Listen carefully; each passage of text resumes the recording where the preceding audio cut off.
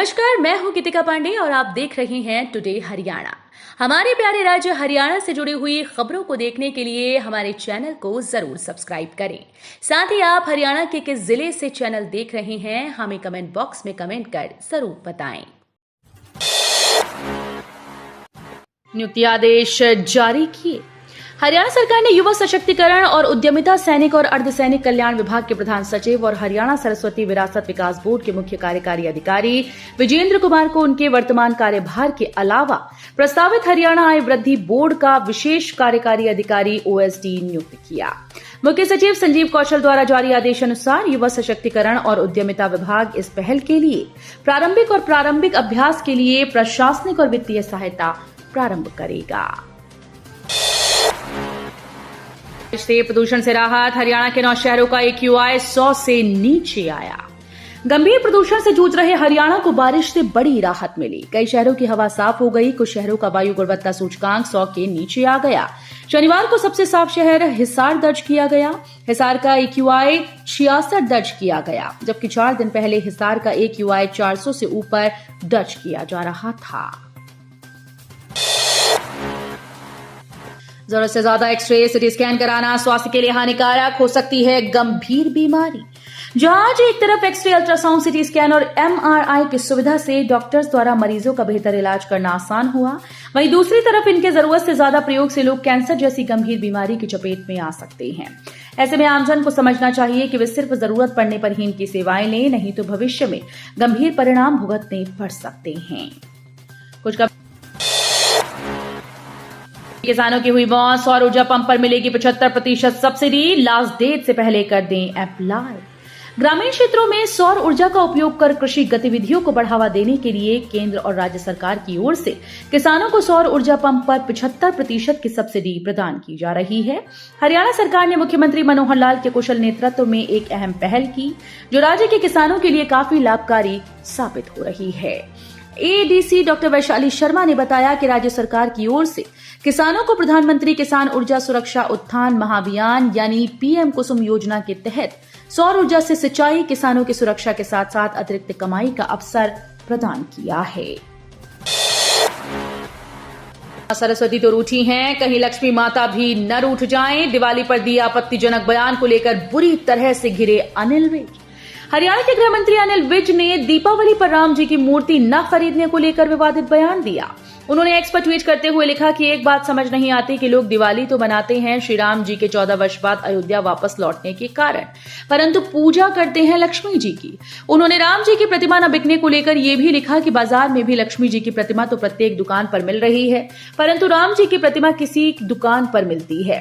इस पर गृह मंत्री ने लिखा कि प्रश्न उठता है कि ऐसा क्यों? अगर प्रभु राम जी खुश हो जाएं तो फिर बाकी सब कुछ तो अपने आप ही आ जाता है। हरियाणा के सस्पेंड IAS अफसर धर्मेंद्र सिंह बहाल। हरियाणा के IAS अधिकारी धर्मेंद्र सिंह को सरकार ने बहाल कर दिया है। उन पर 1 करोड़ रुपए की रिश्वत लेने का आरोप लगा था। बहाली के साथ ही उन्हें पोस्टिंग भी दी गई।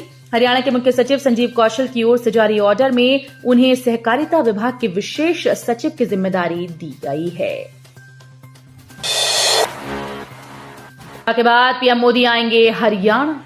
केंद्रीय गृह मंत्री अमित शाह के बाद अब प्रधानमंत्री नरेंद्र मोदी हरियाणा आ सकते हैं। दिसंबर के पहले हफ्ते में प्रधानमंत्री मोदी का हरियाणा आने का कार्यक्रम तय होने की संभावना है।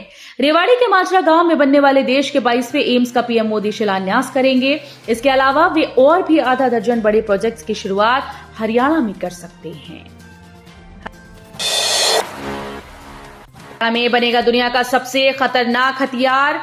कार्ल गुस्ताफ M4 से दाग सकेंगे 10 तरह के गोले। 2024 तक पहला वेपन होगा तैयार। स्वीडन की फेमस डिफेंस और एरोस्पेस कंपनी साब ने भारत की रक्षा परियोजनाओं में 100% के प्रत्यक्ष विदेशी निवेश की मंजूरी हासिल कर ली, जिसके बाद दुनिया का सबसे खतरनाक हथियार हरियाणा में तैयार किया जाएगा।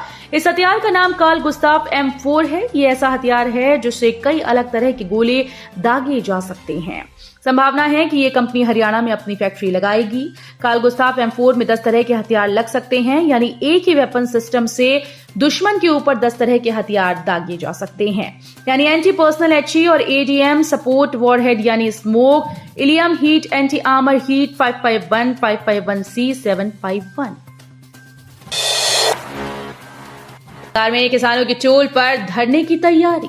हिसार के किसानों ने एक बार फिर से नेशनल हाईवे के टोल पर धरना शुरू करने की तैयारी शुरू कर दी। सोमवार शाम को किसान रेस्ट हाउस में हुई अलग अलग संगठनों की मीटिंग में इसकी जानकारी दी गई।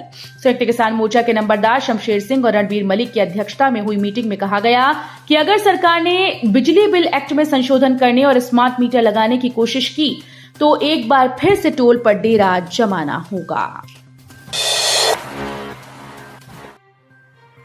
जींद में दुकान में आग से जली 21 बाइक्स। हरियाणा के जींद जिले के जुलाना कस्बे में करसोला रोड पर स्थित मोटरसाइकिल रिपेयरिंग की दुकान में अज्ञात कारणों से आग लग गई। इसकी सूचना फायर ब्रिगेड को दी गई। फायर ब्रिगेड के कर्मचारियों ने कड़ी मशक्कत के बाद आग पर काबू पाया। जब तक आग पर काबू पाया जाता है तब तक लाखों रुपए का सामान जलकर राख हो चुका था। बुढ़ाखेड़ा लाठर गांव निवासी सुमेर ने बताया कि वो जुलाना में करसोला रोड के पास मोटरसाइकिल रिपेयरिंग की दुकान चलाता है। रविवार को 6 बजे दुकान बंद करके गया था। लगभग 7 बजे उसके पास आसपास के दुकानदारों का फोन आया कि उसकी दुकान में आग लग गई है। प्लॉट में बिलखती मिली नवजात बच्ची। 4-5 घंटे पहले हुआ था जन्म, गंभीर हालत में उपचाराधीन। महेंद्रगढ़ में कॉलोनी स्थित एक प्लॉट में सुबह नवजात बच्ची बिलखती पाई गई। लोगों के द्वारा पुलिस को सूचना दी गई, जिसके बाद पुलिस ने मौके पर पहुंचकर नवजात को नागरिक अस्पताल महेंद्रगढ़ पहुंचाया। चिकित्सकों ने नवजात को प्राथमिक उपचार देने के बाद भर्ती कर लिया। एम्स के शिलान्यास पर दीपेंद्र हुड्डा ने उठाए सवाल। बीजेपी सरकार को बताया अहंकार। कांग्रेस के राज्यसभा सांसद दीपेंद्र सिंह हुड्डा ने रेवाड़ी के मनीची में होने वाले एम्स के शिलान्यास पर सवाल उठाए। उन्होंने कहा कि भाजपा सरकार इसका राजनीतिक लाभ लेना चाहती है। उन्होंने एम्स के निर्माण में हो रही देरी के लिए सरकार को जिम्मेवार ठहराया। ओबीसी समाज को जनसंख्या के आधार पर लाभ देने की बात तो कही, लेकिन कांग्रेस के द्वारा कितने टिकट दिए जाएंगे, इस सवाल पर बात को गोल कर गए।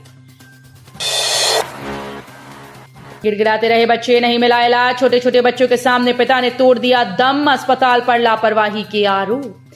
शहर के भारत नगर में संदिग्ध परिस्थितियों में छत से सिर के बल गिरने से जय नारायण नाम के व्यक्ति की मौत होने का मामला सामने आया।